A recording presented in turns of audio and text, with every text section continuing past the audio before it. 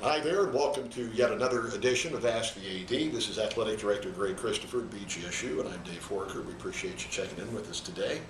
And Greg, let's start with the most recent championship team here on this campus. How about that volleyball team? That was great, wasn't it? What a Sunday. Yeah. And it was, I think as long as I've been watching athletics, and certainly in my role, you just don't see that happen very often. I mean, to be down the way they were, 0-2, and scratch and claw and fight their way back.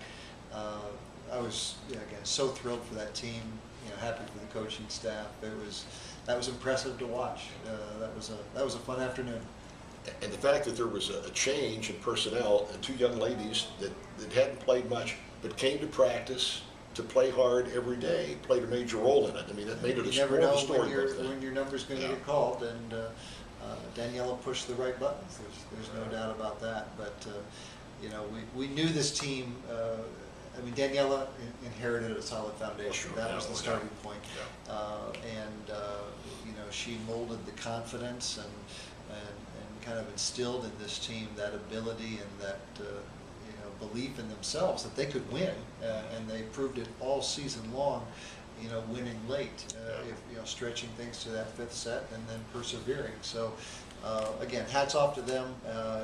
It's terrific, and the chance that they have now to continue the season and try to make a run in the NCAAs. Again, couldn't be happier for the student athletes, especially. Now, we'll find out on Sunday where they go, who they play, and all that stuff. Sunday, 4 o'clock. The public's welcome to come to the Stroh Center. They're going to do kind of a show party. I don't know much of the details. I think it's going to be in the Anderson Club, but they're working on that now. But Sunday at 4 on ESPNU, I think it is the show, the volleyball show. Much like a basketball tournament, it's a 64-team tournament. We'll be slotted somewhere based on the committee that selects things. We're in the field, obviously, as the automatic bid.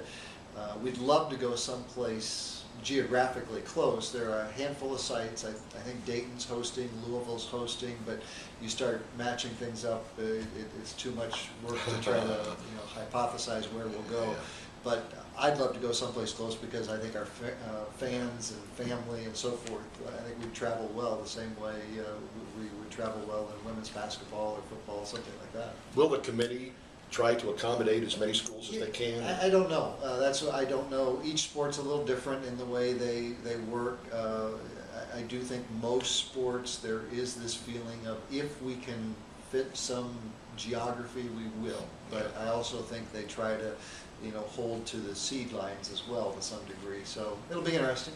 First time in more than 2 decades that we've been in this position, so we don't have a ton of experience. But again, it'd be great to be someplace within driving distance. It is volleyball on a national scale, much like basketball, pertaining to the Mid-American Conference, a one-bid thing, or can we sometimes get two? Actually, you look in the recent history, and this was one of the things we used when we were in the hiring process last year with Daniela. You can say with a straight face, volleyball is the strongest sport we have in the Mid-American Conference. If you go on RPI rankings, where the conference fits, things like that. And we had 4 teams in last year. This year we only get 1. I think our final RPI, I haven't seen the number yet, but last week we were 52. So you need to be in the 30s, 40s to get in as an at-large. And I mean, to be frank, our league was down a little bit this year. As a recent history lesson, our league's actually pretty good in volleyball. Let's talk football. Sure. Let's talk this game at the Crew Stadium on Friday. Yeah. Tell us about that. How are ticket sales going for that? What's the reaction? It's been solid. Good to solid. It's a little tough because the student part is different. And again, you go, why are we doing this? And it goes to the history of when we play this game day after Thanksgiving here at Bowling Green, and it's not Toledo. We typically get about 3,000 people in the stands. We'll have more than that in Columbus. We've got somewhere in the neighborhood of kind of 6, 7 out right now as far as tickets sold. I think when it's all said and done, will approach 10,000 in the stands, is what I'm guessing, depending on weather and that student walk up a little bit. I'm sure we'll announce a little bit more because, we announced tickets sold, and we've got some corporations that, buy ticket blocks to help us get to the 15,000 mark. So I think we'll announce probably a little over 10, have a little under 10 probably in the building. But again, I think it'll be a solid effort. Do we do it again? I don't know. Let's see. Let's see how this one goes. And I'm intrigued with the idea. But again, if the students were in town, we wouldn't be doing it. That's kind of the starting point for the conversation. I guess maybe we've touched upon this before. But if this goes well, it wouldn't necessarily have to, even if it does go well, it doesn't necessarily have to go back to Columbus. There could be some other venues on a Friday after Thanksgiving, and it would be every other year. Right, it's an every other year that we're going to be responsible for hosting a game the day after Thanksgiving. That's the way it works, so that's the starting point of the conversation. The Indian Stadium doesn't work. I think the Brown Stadium's too big. Are there other venues in the state? I guess we could sit around a table and think about that. There's the Canton Hall of Fame. Somebody mentioned that to me a couple of weeks ago. We frankly didn't look past the Crew Stadium and the Indian Stadium, and I think you've heard the story before. The Indian Stadium, they would have loved it. You can't put a football field in there. This football team, bowl eligible. Yep, 7 wins, hopefully 8. Yeah, talk if you would.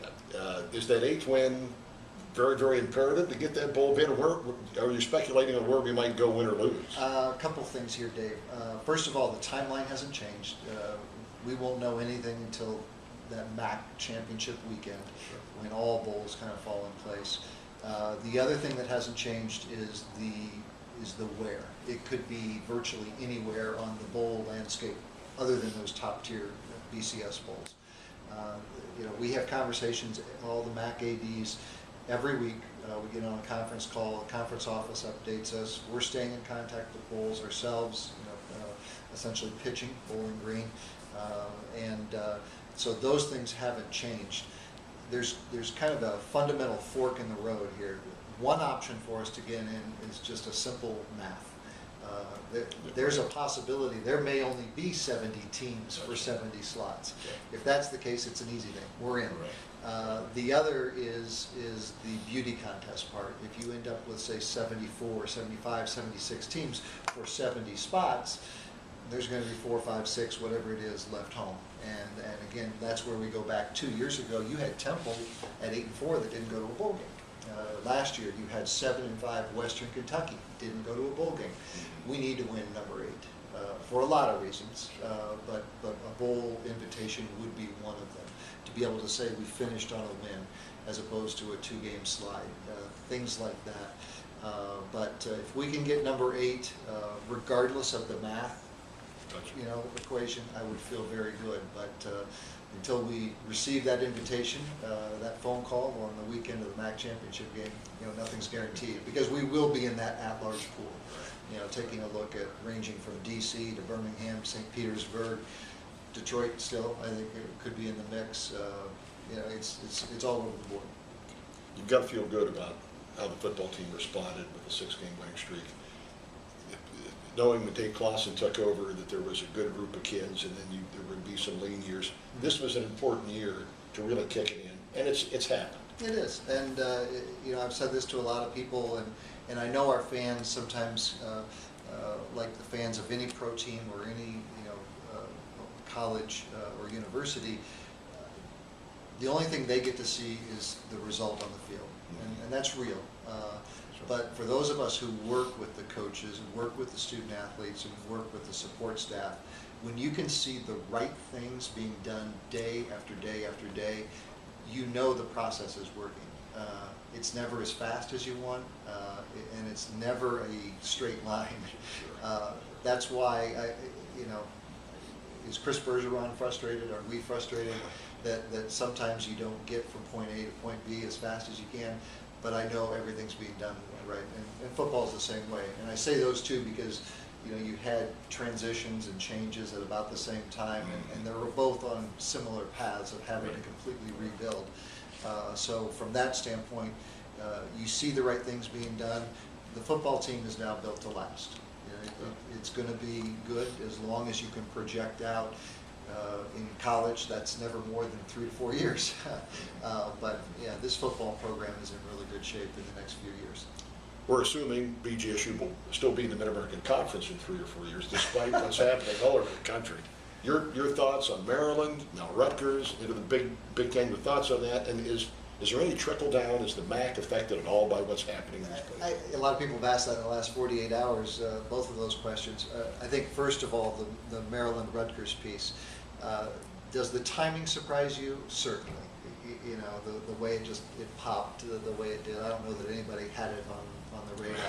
Does the fact it happened surprise me? No. You know, you go back even a year, 18 months ago when all this was bubbling, Maryland and Rutgers were both talked about as it related to the Big Ten. So you know, that doesn't surprise me. I think this is happening because of geography and money. I mean, that's, you know, you've got the New York market, the DC market, the dollars those bring. It's inching us towards some sort of super conference scenario. Not sure what that means for college athletics. Long term, short term, you know, I don't know that it has a tremendous impact, but the long term, that's a longer conversation over an adult beverage sometime. But where it fits the MAC and all this, I don't know that it impacts us anywhere immediately. The trickle down part is, you're using the right phrase. We saw it happen with Temple. So somewhere along the line, as the Big East tries to survive, do they look at some, and I'm hypothetical here, but do they look at you know, a UMass or and I don't want to get that out there either, because I'm making this up as we go. But you know, I don't see any immediate impact on the MAC, and it would have to be a long-term trickle-down effect. But we've said before, especially the core group of the MAC is very cohesive. We all look the same, which is different than the Big Tens of the world. And I think it's a pretty tight-knit group. I think that'll do it. Greg, have a great Thanksgiving. You too. And we'll see you next month in December. Yeah, thank you.